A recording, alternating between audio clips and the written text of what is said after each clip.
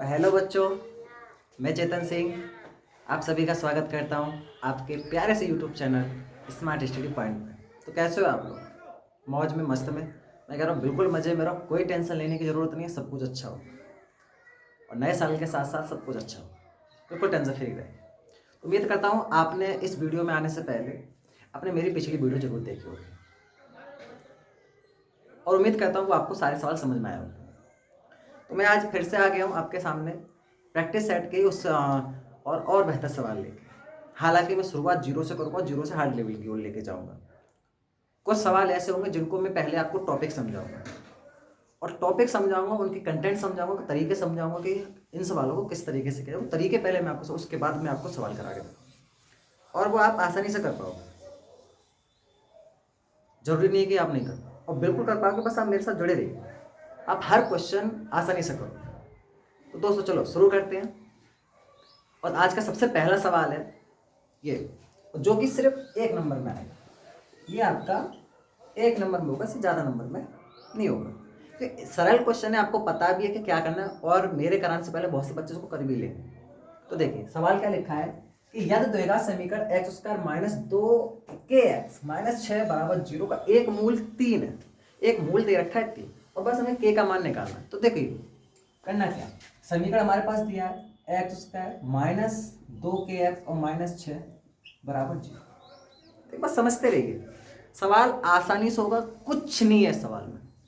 अच्छा, इसका मूल्य क्या दे रखा है? एक मूल दे रखा है 3। आपको पता हो कि जब भी हम कोई द्विघात समीकरण सॉल्व करते हैं उसमें अगर मान लो x, तो हमेशा दो मान निकलते हैं, उसमें से एक दे दिया तीन दे दिया, हमें इसी के जरिए के का मान, यानी कि ये जो मान दिया है ये x का मान है। किसका मान है? x का। और जब ये मान x का है तो बस कुछ नहीं करना, इसी को समीकरण में x की जगह कर दो, यानी कि 3 का वर्ग माइनस 2 गुणा 3 और माइनस 6 बराबर 0। उम्मीद करता हूँ इतनी बात आपको समझ में आई होगी। क्यों भाई, अभी समझ में नहीं आएगा? अरे बिल्कुल समझ में आएगा, क्यों नहीं आएगा। ये हो गया 9 माइनस 3 दूनी 6, 6 के हो जाएगा माइनस 6 बराबर 0। 9 में से 6 के कितने बचे? 3, तो ये प्लस के 3 बचेगा माइनस 6 के और बराबर 0। हमें के का मान निकालना, तो के को प्लस बनाइए। क्या बनाइए? के को प्लस बनाइए, क्योंकि यहाँ के जो माइनस में इसको सर लेके आएंगे प्लस के हो जाएगा, यानी कि 6 के बराबर 3 हो जाएगा, है ना। और के बराबर मुझे बताइए, 3/6 हो जाएगा, एक कट जाएगा, तो के बराबर 1/2 आएगा, है ना। के बराबर 1/2 आएगा। ये आपको उम्मीद करता हूँ बेहतर तरीके से आपको समझ में आया होगा ये सवाल। अच्छा, अगर इस सवाल में आपको लगेगा कन्फ्यूजन है कि आंसर गलत है या सही नहीं है, तो मैं आपको बता दूं कुछ नहीं करना है। ये जो के का मान निकल के आया 1/2 और जो x बराबर 3 दिया है, के का मान और x बराबर 3, ये दोनों वैल्यू इसमें रख दो और सॉल्व करने पे 0 आना चाहिए। सॉल्व करने पर कितना आना चाहिए? 0। ये आपका काम है कि आप करो, और 0 आ रहा है तो यानी कि ये मान सही है, और नहीं आ रहा है तो मतलब गलत। फिलहाल तो आएगा कि सही है, ठीक है। उम्मीद करता हूँ आपको ये बेहतर सवाल, बहुत अच्छा सवाल है जो आपको समझ में आया होगा। एक नंबर कहीं नहीं जाना चाहिए, बिल्कुल इस तरीके का आएगा। तो पहले आप इसे नोट कीजिए, अगला बेहतर क्वेश्चन और मैं आपको कराता हूँ, नोट कीजिए।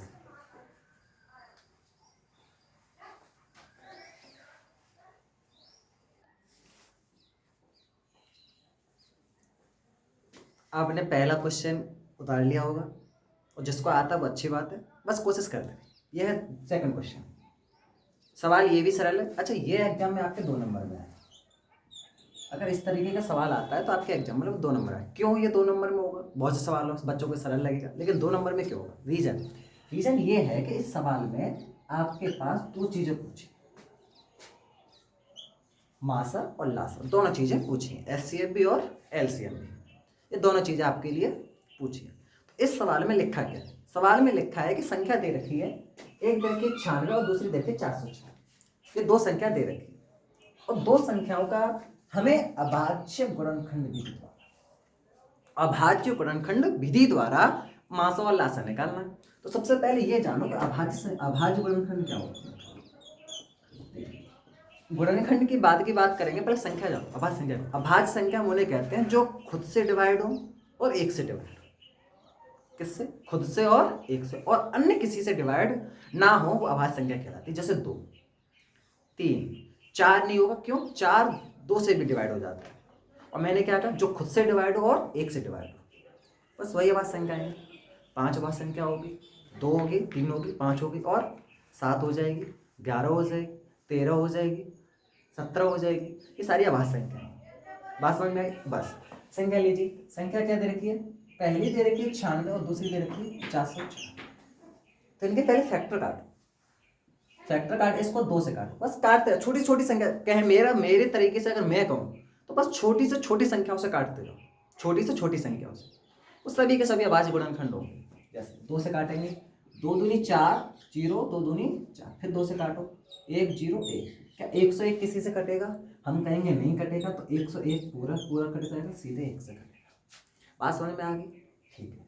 इसी प्रकार से 96 के काटिए, 2 से काटोगे तो 2 चौक 8, 1 बचा 16 हो जाएगा, 2 8 16। फिर 2 से काटोगे, 2 दूनी 4, 2 चौक 8, फिर 2 से काटोगे 12 बार, फिर 2 से काटोगे 6 बार, और फिर 2 से काटोगे 3 बार, और फिर 3 से काटोगे 1। हाँ है ना? इतनी बात समझ में? अच्छा मुझे बताइए कि 96 के गुणनखंड क्या है? 96 के आए 1 2 3 4 5 बार 2 है,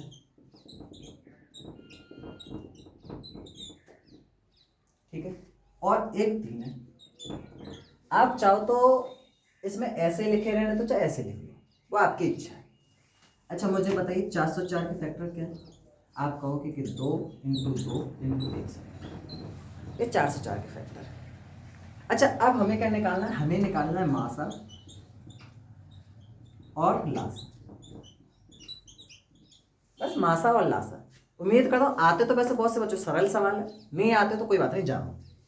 पहले मैं मासा निकाल, मासा में क्या होता है? जो दोनों में कॉमन होता है वो हमारा मासा होता है, जो दोनों में कॉमन होता है वो हमारा मासा होता है। तो देखिए 1 2 मिल रहा है और एक और 2 मिल रहा है, जो कॉमन है वही मासा होता है। तो देखिए 2 2 मिल रहे हैं, इनका गुणा करके कितना हो गया? 4। यानी कि मैं कह सकता हूँ कि 96 और 404 का जो मासा आएगा कितना आएगा? 4 आएगा। कितना आएगा? 4 आएगा। इतनी बात समझ में आई? ठीक है। अब हमें निकालना लासा। तो लासा क्या होता है? लासा वह संख्या होती है, देखिए जैसे लासा जो कॉमन है वो लिख देंगे, कॉमन क्या निकल गया? 2 बार 2, ये कॉमन संख्या आती है। जो कॉमन है वो भी लिख देंगे, और जो रह गई ऊपर दोनों संख्या में जो रह गया वो भी लिखो। 3 बार 2 रह गया वो भी लिखो, 1 3 रह गया वो भी लिखो, और 101 जो रह गया वो भी लिखो। और इनका जब आप मल्टीप्लाई कर दोगे तो भाई जो निकल के आएगा वो लासा होगा। क्या होगा?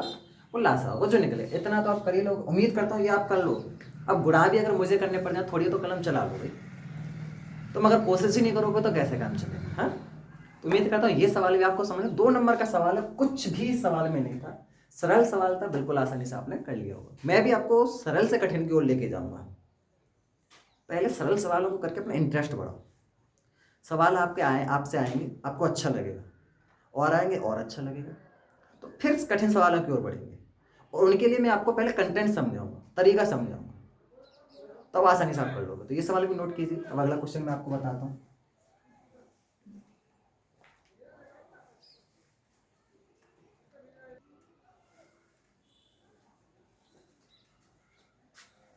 आपको दूसरा सवाल समझ में आया होगा। ये है तीसरा क्वेश्चन। तो देखिए बच्चों, ये तीसरा सवाल भी सरल है, ये मेंसुरेशन से, क्षेत्रमिति से। सवाल क्या है? सवाल है कि एक बेलन के आधार की त्रिज्या 4 सेंटीमीटर और ऊंचाई 14 सेंटीमीटर है। तो हमें वक्र प्रश्न निकालना है। पहले तो जानो बेलन क्या होता है। बेलन आप घर पर सिलेंडर वगैरह देखा होगा, एक तरह से सिलेंडर भी बेलनाकार होती है। पाइप ले लें, पाइप भी एक बेलनाकार होता है, बस पाइप खोखला बेलनाकार होता है। ठोस की बात हो रही है, ठोस लेके चलेंगे। तो बेलन होता है कुछ इस तरीके का, ऊपर भी घुमावदार होता है, नीचे भी होता है, हाँ या ना? अच्छा ये जो नीचे होता है ये व्रत होता है। क्या होता है? व्रत। अगर यहाँ से लेकर यहाँ तक चले पूरा तो ये व्यास हो जाएगा। त्रिज्या का बिल्कुल बीच में केंद्र होगा, और ये पूरी क्या होगी? त्रिज्या होगी। और त्रिज्या कितनी दे रखी है? 4 सेंटीमीटर। कितनी दे रखी है? त्रिज्या 4 सेंटीमीटर। और इसकी हाइट दे रखी है कितनी? 14 सेंटीमीटर। हाइट इसकी 14 सेंटीमीटर दे रखी है। हमें निकालना है वक्र पृष्ठ। अब मुझे बताइए वक्र पृष्ठ का फॉर्मूला क्या होता है? वक्र पृष्ठ हमें निकालना, और वक्र पृष्ठ का फॉर्मूला होता है 2πr(h). क्या होता है? 2πr(h) बेलन के वक्र पृष्ठ का फॉर्मूला होता है। अच्छा इस सवाल में कहीं भी क्या पाई का मान रखने को बोला है? आप कहोगे नहीं, अगर किसी भी सवाल में पाई का मान रखना होगा तो वो यहाँ लिख के देगा। इसमें ऐसा लिख के दिया है? नहीं दिया। तो आपकी इच्छा है कि आप पाई का मान रखोगे या नहीं रखोगे, वो आपके ऊपर डिपेंड करता है। आप चाहो तो इसका बकपस्ट पाई में ही निकाल सकते हो, कुछ भी गलत नहीं है। क्या सवाल में ऐसा होता है उसने कुछ बोला नहीं कि पाई का मान आपको रखना है? हाँ, वैल्यू ऐसी दे रखी है कि पाई का मान कट जाएगा, आपको उनमें 7 होगा वो कट जाएगा, वो आप फिर भी आप चाहो तो रख सकते हो, ना चाहो तो कोई बात नहीं। देखिए 2 गुणा पाई का मान आप चाहो तो रख लो वरना कोई बात नहीं, रहने तो। आर का मान कितना है आपका होगा 4, एच का मान कितना है 14। हाँ या ना, बात समझ में आई होगी? ठीक है, ये कितना हो गया? ये हो गया कितना? 4 दूनी 8 और 14 अट्ठे कितने होते हैं बताइए? 14 अट्ठे 112, 14 अट्ठे 112, ये हो गया 112 पाई। हाँ या ना? अरे कहने को हम इतना आंसर छोड़ सकते हैं वर्ग सेंटीमीटर, कैसा भी सेंटीमीटर में तो बकपस्ट किस में आएगा? वर्ग सेंटीमीटर में। कहने को हम आंसर इतना छोड़ सकते हैं और ये क्वेश्चन सिर्फ 2 नंबर में। बताओ 3 लाइन में आंसर हुआ कि नहीं हुआ? हाँ या ना? 3 लाइन में आंसर हुआ या नहीं हुआ? अच्छा, बहुत से बच्चे कहेंगे कि नहीं पाई का मान रखो, एग्जामिनर काट देगा, ऐसा क्वेश्चन नहीं होगा। लेकिन आप फिर भी कह रहे हो तो मैं बता देता हूँ कि पाई का मान रख देते हैं, कोई बात नहीं। 112 गुणा पाई का मान रखते हैं 22 बटे 7। अच्छा 7 से कट जाएगा कितना? 7 एक 7 कितने हो जाए? 4 और 7 छक्के 42, तो ये हो जाएगा 16 गुणा 22। अच्छा मुझे बताइए कितना हो गया ये? 16 दूनी 32, 320 और 16 दूनी 32, ये हो जाएगा 2 5 3, यानी आंसर हो जाएगा आपका 352 पर सेंटीमीटर। ये आपका आंसर हो जाएगा। क्या बताइए 2 नंबर के सवाल में कुछ भी आपको दिमाग एक्स्ट्रा लगाना पड़ा? बस हमें यहाँ पे क्या था, एक फॉर्मूला याद होना चाहिए। किसका? बेलन के बकपस्ट का एक फॉर्मूला याद होना चाहिए था, जो भी आसानी से होगा। इसमें कोई समस्या नहीं हुई होगी आपको, उम्मीद करता हूँ बिल्कुल भी नहीं हुई होगी। बस फॉर्मूला ही तो याद करना था, बकपस्ट का फॉर्मूला याद होना था, तो 2πRH बकपस्ट का फॉर्मूला था, मान रख दिया आंसर आ गया, कोई समस्या नहीं। आई होप कि आपको समझ में आएगा। अरे बोलो बोलो, समझ में आया होगा, और नहीं समझ में आया तो कोई बात नहीं, खोपड़ी मारो, आएगा समझ में। इतनी आराम से समझाने के बाद भी अगर नहीं समझ में आया तो फिर कोशिश करो। कहते हैं ना किसी चीज़ को बार बार करो तो उसमें एक्सपर्ट हो जाते हैं, बिल्कुल हो जाते हैं, तो करो कोशिश। तो नोट कीजिए, नेक्स्ट क्वेश्चन और बेहतर क्वेश्चन लेकर आपको मैं बताता हूँ, नोट कीजिए।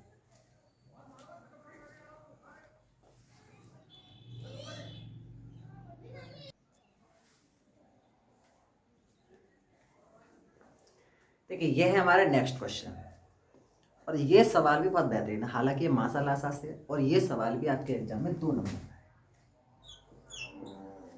2 नंबर, क्यों 2 नंबर ही लायक सवाल है, तो 2 नंबर लायक है तो 2 नंबर लायक ही होगा ना, उस हिसाब का होगा कि ज़्यादा मेहनत करनी नहीं, कम दिमाग लगाना है। मैंने क्या कहा, मैं आपको कम से हाई लेवल की, लो से हाई लेवल की पहले आपका बेस बनाऊंगा कि आप इस तरीके सवाल से डरे ना, और पहले कोशिश किया करो, वीडियो रोको पर पहले कोशिश करो कि आप कर सकते हो या नहीं कर सकते। जब तक आप कोशिश नहीं करोगे तब तक कैसे पता चलेगा कि आप कर सकते हो या नहीं कर सकते।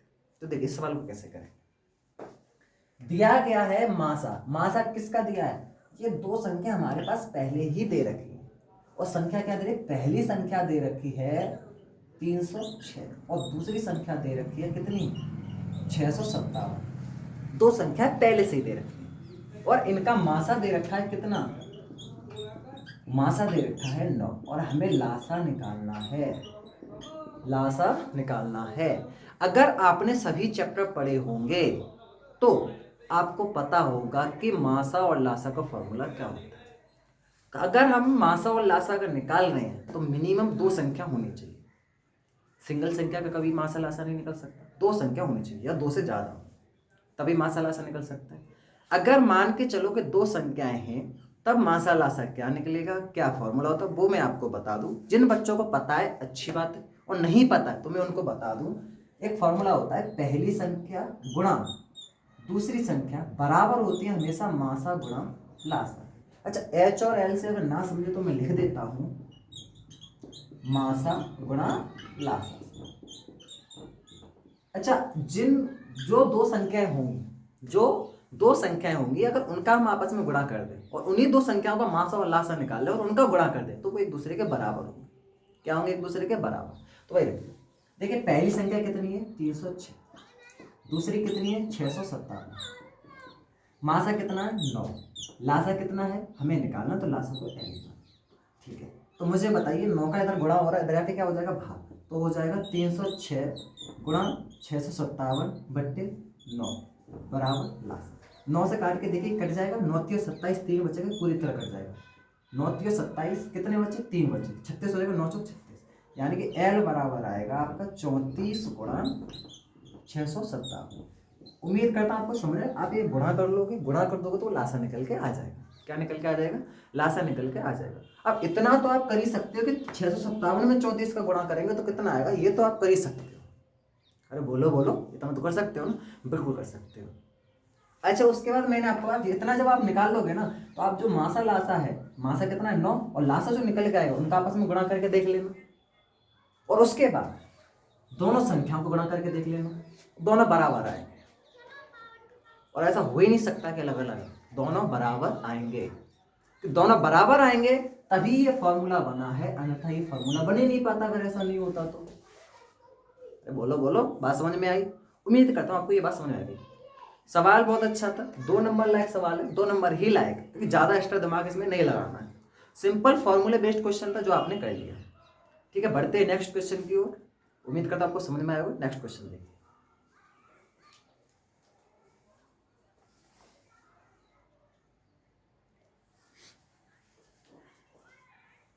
देखिए ये हमारा नेक्स्ट क्वेश्चन, और बहुत से बच्चों इसको कर भी लेंगे, बहुत से बच्चे कर लेंगे। ये सरल क्वेश्चन है। अब सरल में क्यों बोल रहा हूँ? अच्छा, ये सवाल भी 2 ही नंबर बेस्ड। मैंने अब तक आपको सवाल जो कराए सब 2 नंबर बेस्ड पे कराए। अब जो मैं आपको कराऊंगा इसके बाद वो 4 नंबर बेस्ड पे कराऊंगा। हर तरीके के मैं आपको सवाल एक सेट के पूरे कराऊंगा। एक वीडियो में खत्म नहीं हो पाएंगे, 2 वीडियो में करूंगा, लेकिन करूंगा जरूर, सेट बाय सेट कराऊंगा। ज़्यादा से ज़्यादा एक सेट जा सकता है तो 2 सेट में जाएगा, 2 वीडियो में चला जाएगा, इससे ज़्यादा नहीं जाएगा। ठीक है, देखिए सवाल लिखा है कि एक 10 मीटर लंबी एक सीढ़ी एक दीवार पर टिकाने पर, एक दीवार है, ये है दीवार। अच्छा, ये दीवार है और एक सीढ़ी है जो कि 10 मीटर लंबी है। ठीक है, और सीढ़ी एक दीवार पर टिकाने पर भूमि से 8 मीटर की ऊंचाई पर स्थित एक खिड़की। अच्छा, दीवार है और भूमि ये रही, भूमि से 8 मीटर की दूरी पर एक खिड़की है, मैंने इसको खिड़की माना। और कितनी ऊंचाई पे है? मैंने कहा 8 मीटर की ऊंचाई पे है। ठीक है भाई, 8 मीटर की ऊंचाई पे बिल्कुल मान लेते, 8 मीटर की ऊंचाई पे। अब इस पे सीढ़ी टिक जाती है, कितनी मीटर लंबी सीढ़ी टिक जाती है? हम कहेंगे भाई 10 मीटर सीढ़ी। ये लीजिए भाई, होगी तो धरातल पे, ये भी तो जमीन पे टिकी होगी। कितनी मीटर है? 10 मीटर। सीढ़ी की लंबाई 10 मीटर। आगे कह रहा है कि दीवार के आधार से, दीवार का आधार का ये, ठीक है, और सीढ़ी के निचले सिरे की दूरी, सीढ़ी के निचले सिरे की दूरी ये ज्ञात करनी है। ये मैंने मान लिया। उम्मीद करता हूं चित्र देख के बहुत से बच्चे इसको सवाल को आसानी से कर दें। और ये सवाल सिर्फ पाइथागोरस प्रमेय पे बेस्ड है। किस पे प्रमेय पे बेस्ड है? पाइथागोरस प्रमेय। पाइथागोरस प्रमेय पे बेस्ड है। और पाइथागोरस प्रमेय क्या होती है कि कर्ण का स्क्वायर बराबर होता है आधार और लंब के वर्गों के योग के बराबर। अच्छा देखिए, चित्र में देखोगे तो ये लंब हो गया, ये कर्ण हो गया और ये आधार हो गया। ये सवाल आपको खुद करना है, मैं इसको नहीं बताऊंगा, ये आपको खुद करना है।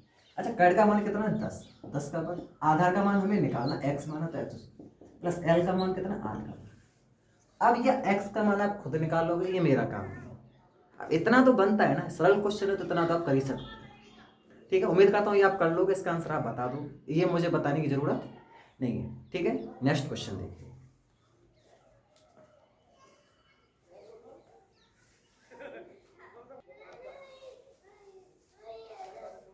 देखिए ये हमारा नेक्स्ट क्वेश्चन, और ये बहुत ही अच्छा और बेहतर क्वेश्चन। अगर आप इसकी भाषा समझ गए तो सवाल कर लो, और भाषा अगर नहीं समझ पाए तो शायद नहीं कर पाओगे। सारा खेल है लैंग्वेज समझने का। सवाल सरल है और बिल्कुल सरल है, और ये क्वेश्चन जो आपको एग्जाम में मिलेगा ये 4 नंबर में मिलेगा, और ये 101% आएगा किसी ना किसी सेट में। 101%। सवाल सरल है, करना कैसे वो मैं आपको बताऊं। पहले ये देखिए क्या कह रहा है। सवाल कह रहा है कि 2 क्रमागत धनात्मक सम संख्या। अच्छा, सम संख्या बताइए क्या होती है। आप कहोगे, अगर मैं आपसे पूछूंगा तो आप मुझे बताओगे सम संख्या क्या होती है। आप कहोगे मुझसे सम संख्या होती है जो 2 से डिवाइड हो जाए पूरी तरह से, वो सम संख्या होती है। लेकिन मैं कहूँगा बिल्कुल सही है, लेकिन इस सवाल को करने के लिए थोड़ा तरीका बदलना पड़ेगा। वो क्या बदलना पड़ेगा देखिए। तो सम संख्या जो आपके क्रम से आती है 2, फिर 4, फिर 6, फिर 8, फिर 10, ये तरीका होता है। तो आप अगर देखोगे तो इसमें एक तरीका ये फॉलो हो रहा है कि हर संख्या के गैप में एक एक का अंतर है, एक एक का अंतर है। यानी कि 2 के बाद 3 आना चाहिए, लेकिन 3 के बाद कितना आ रहा है? 4 आ रहा है। 4 के बाद 5 आना चाहिए, लेकिन 5 के बाद कितना आ रहा है? 6 आ रहा है। यानी कि पहली सम संख्या से अगर दूसरी सम संख्या की ओर जाना हो तो हमें 2 जोड़ना पड़ेगा।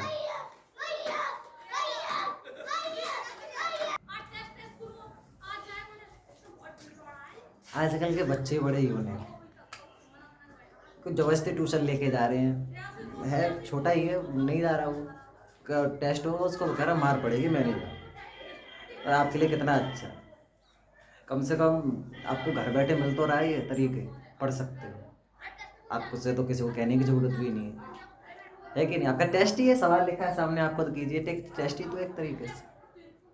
एक हमारे ज़माने, हमारे बचपन हम भी नहीं जाते थे भाई, कौन जाए पढ़ने, स्कूल नहीं जाना था। हमारी मम्मी ने एक ऑफ़र दिया भाई, ऑफ़र ये दिया था कि सोमवार से लेकर शुक्रवार तक चलेगा, एक दिन छुट्टी कर लो। हम भी बड़े बहुत बेशरम थे, कमीने थे, हम जानबूझ के शनिवार और रविवार की छुट्टी करते थे और फिर उसका सोमवार करते थे। मम्मी से बोलते थे, मम्मी एक दिन का तो वैसे ही बोल रहा है।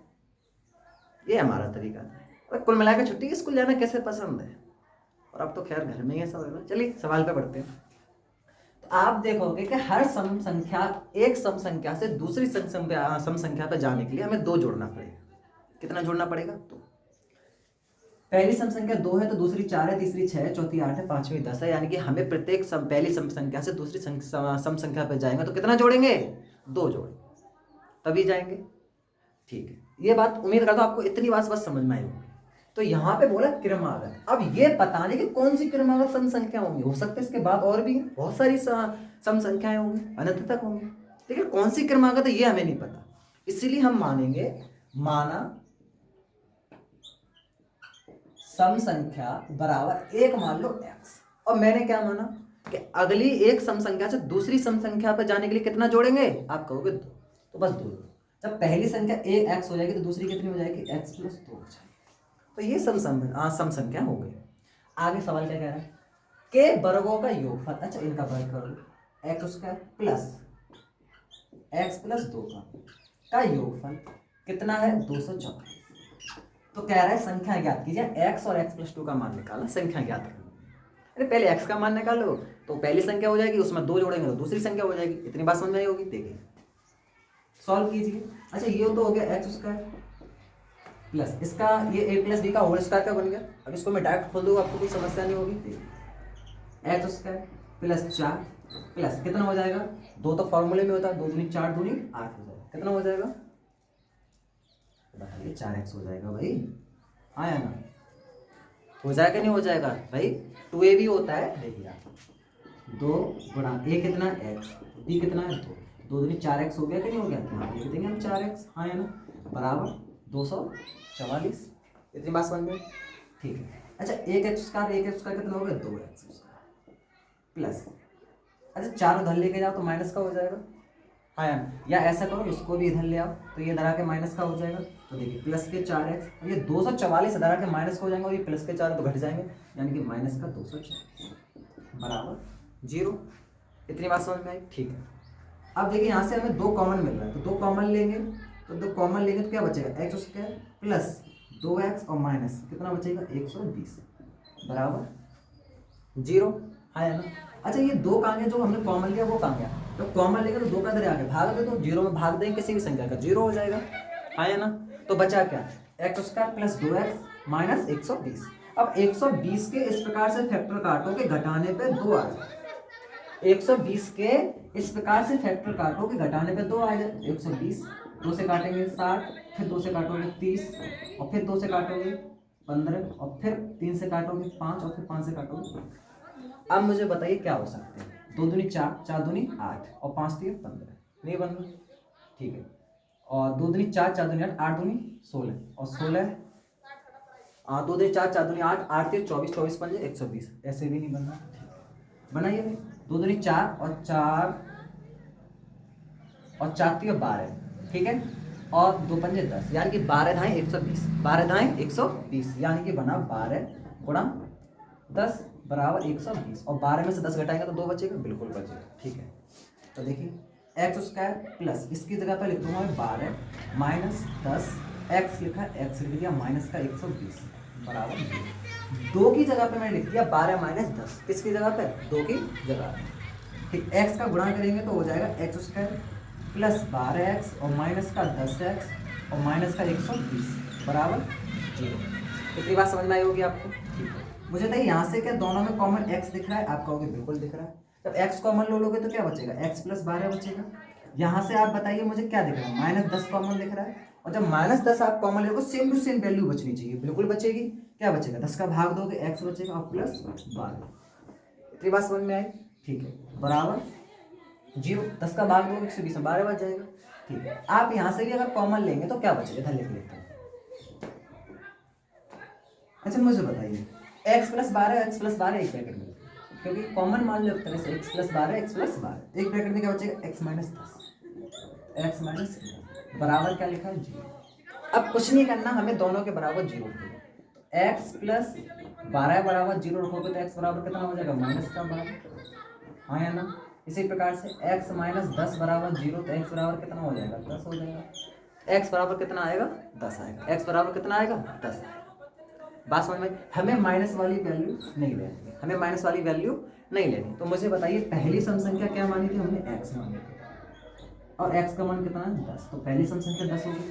अच्छा दूसरी क्या मानी थी, दूसरी आप कहोगे x प्लस 2, तो यानी कि 10 प्लस 2 कितनी हो जाएगी 12, दूसरी 12 होगी।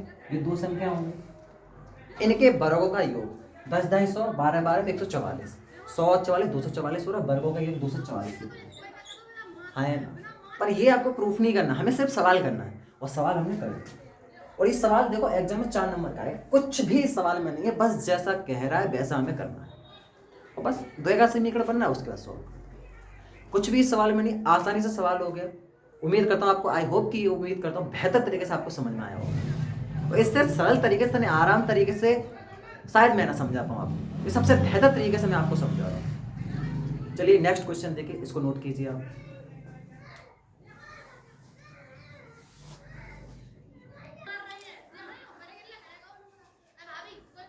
देखिए ये हमारा नेक्स्ट क्वेश्चन, और ये भी बहुत बेहतर और बड़ा प्यारा सवाल है, 4 नंबर। आप ना सवालों से लगाव रखिए, बस एक मन में कॉन्फिडेंस रखिए, हाँ इसे मैं कर सकता हूँ। कलम जरूर चलाइए उसे करने के लिए, चलाइए जरूर कलम। अब उसको देख के बोल दो कि नहीं यार ये मेरे से नहीं होगा, तो वाकई में नहीं होगा। कॉन्फिडेंस, एक मन में भरोसा होना चाहिए, हाँ यार इसे मैं कर सकता हूँ। जब तक आप ऐसा नहीं रखोगे अपने मन में, तब तक आप शायद ना कर। मन में ये भरोसा होना चाहिए, हाँ यार कर सकता हूँ, बिल्कुल कर सकता हूँ मैं सवाल को, और ये सवाल भी आप कर सकते हो। आज तो काफ़ी सवाल हो गए, देखिए ये बेहतर सवाल है, और देखिए कैसे करें। ऐसी 2 संख्या ज्ञात कीजिए जिनका योगफल 27 और गुणनफल 182। हमें वो 2 संख्या बतानी जिनका गुणा करके तो 27 आ जाए, सॉरी जिनको जोड़ के 27 आ जाए और गुणा करके 182, गुणा करके कितना आ जाए 182। वो हमें 2 संख्याएं निकालनी है, वो तरीके से निकालनी है। तो फिर मैं आपको बताता हूं। देखिए माना संख्याएं x और y मान, क्या मान ली मैंने, x और y। अब जो कह रहा है सवाल बस वैसे करते हैं, लैंग्वेज बेस्ड है। अगर इनकी हम भाषा समझ जाएंगे सवाल को कर लेंगे, नहीं समझ पाएंगे तो नहीं कर पाएंगे। अब क्या कह रहा है बस वैसे करते हैं आप। ऐसी 2 संख्या जिनका योगफल, योगफल यानी कि संख्या हमने ये मानी तो इनका योगफल, योगफल मतलब इनको जोड़ना है। x प्लस वाई बराबर कितना दे दिया 27। आगे कह रहा है और गुणनफल, गुणनफल मतलब x इंटू वाई बराबर 182, ये दे दिया। अब हमें संख्याएं ज्ञात करनी है, क्या ज्ञात करना है, संख्याएं ज्ञात करेंगे। अब आप मुझे देखिए, आप देखोगे कि x प्लस वाई बराबर 27 दे दे, x इंटू वाई बराबर 182 दे दे। अब आप सोचोगे इसको करें कहाँ से और कैसे करें, तो कुछ नहीं करना है, आपको इसका वर्ग करना है। क्या करना है, इसका वर्ग करना है, ठीक है। और वर्ग करने के बाद क्या हो जाएगा, ये इक्वेशन जो बन जाएगी, ये बन जाएगी x प्लस वाई का होल स्क्वायर और बराबर 27 का स्क्वायर, ये बनेगा। हम यहाँ लिख देंगे दोनों ओर का वर्ग कर देंगे, दोनों ओर का वर्ग करने के बाद क्या बनेगा, x प्लस वाई का होल स्क्वायर और बराबर 27 का स्क्वायर, ये बन जाएगा। अच्छा उसके बाद फॉर्मूले में x इंटू वाई प्रयोग हुआ, वहां पे हम ये लिख देंगे। बात समझ में आई। और फिर हम यहाँ से सॉल्व करने के बाद x माइनस बाई का मान निकालेंगे। किसका मान निकालेंगे? x माइनस बाई का। अच्छा, मैं आपको ये क्यों बता रहा हूँ? क्योंकि ये आपको खुद करना है, कोशिश करनी है। मैं नेक्स्ट वीडियो में इस तरीका में बताऊंगा कि इसको कैसे किया जाएगा। करना ऐसा ही है, बस तरीका मैं आपको बता रहा हूँ। पहले आप खुद कोशिश कीजिए, नहीं होता तो नेक्स्ट वीडियो में बताऊंगा। ठीक है, यहाँ से जब x माइनस बाई का मान निकल आएगा तो हमारे पास x प्लस बाई बराबर और x माइनस बाई बराबर वैल्यू होंगी। उसके बाद हम एक वेरिएशन इक्वल करके उस सवाल को आसानी से कर सकते हैं। बस ऐसे ही करना है और x और y के मान निकल आए। आई उम्मीद करता हूँ कि आप इस क्वेश्चन को कर सकते हो जैसे मैंने बताया। कोशिश जरूर कीजिए, जब तक कोशिश नहीं करोगे तब तक शायद ना हो पाए। और ऐसा अब देखिए 4 नंबर के पहुंचे, मैं फिर आपको 6 नंबर कराऊंगा और मैं आपको 2 नंबर के, 4 नंबर के, 6 नंबर के हर 2 वीडियो में प्रैक्टिस सेट खत्म कराऊंगा। हर 2 वीडियो में एक तरह से ये पहली मान लो, उसका नेक्स्ट वीडियो में इसके सवाल कंप्लीट कर दूंगा एक प्रैक्टिस सेट के। उसके बाद फिर एक तीसरी वीडियो लेकर उसमें एक नया प्रैक्टिस सेट के सवाल कराऊंगा और उनके 2 वीडियो में मैं इनको भी उसको भी खत्म कर दूंगा। अगर 30 दिन होते 30 दिन में 15 प्रैक्टिस सेट हो जाएगा और मैं आपको एक से एक बेहतर तरीके के सवाल कराऊंगा और कुछ चीज़ों के मैं आपको कंटेंट बेस्ड क्वेश्चन कराऊंगा। उन सवालों को तरीके से कराऊंगा जो आपको समझ में आए, वो तरीके आपको समझ में, फिर वो सवाल किसी भी तरीके का आप कर सकते हो। तो बस जुड़े रहिए मेरे साथ, भरोसा रखिए। 90% मैथ में मिलेंगे आपको, 101% मिलेंगे। बस भरोसा रखिए, जितनी मैं मेहनत करूँ उसके 2 गुनी आप मेहनत कीजिए। जितने तरीके मैंने सवाल करे उतने तरीके आप कोशिश जरूर कीजिए किताब से देख के सवाल। और जो सवाल मैंने आपको ये अभी दिया है इसे करना जरूर, बिना कोशिश के नहीं होगा, वो करना जरूर है। ठीक है, कोशिश जरूर करनी है आपको करने की। और तब तक आप लोगों ने ख्याल रखिए। और या जो बच्चे नए जुड़े हैं चैनल को सब्सक्राइब करें और वीडियो को अधिक से अधिक लोगों को शेयर करें। And take care, bye bye.